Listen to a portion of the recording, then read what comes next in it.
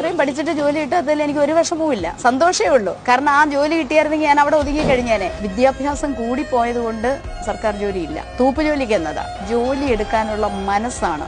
ഏത് ജോലിക്കും അതിൻ്റെതായിട്ടുള്ള അന്തസ്സുണ്ട്. ഒരു അധ്യാപികയാണ് എൻ്റെ മുന്നിൽ നിൽക്കുന്നത് കേട്ടോ. എന്ത് ജോലിയും ചെയ്യാൻ ഒരു മനസ്സാണ് വേണ്ടത്. നല്ല ജോലി കിട്ടിയാലേ ജോലി ചെയ്യുമെന്നൊന്നും അല്ല വേണ്ട, അല്ലേ? ചെയ്യാനുള്ള ഒരു മനസ്സാണ് വേണ്ടത്. MA BEd വരെ പഠിച്ച ഒരാളാണ്. അപ്പോൾ ചേച്ചി ആണ്ട് തെരുവിലൂടെ നടന്നായിരുന്നു ലോട്ടറി വിറ്റത്. ഇനി 10 ലക്ഷം രൂപ തരാമെന്ന് പറഞ്ഞാൽ എനിക്കൊരു സർക്കാർ ജോലി വേണ്ട, എനിക്ക് ലോട്ടറി കച്ചവടം മതി.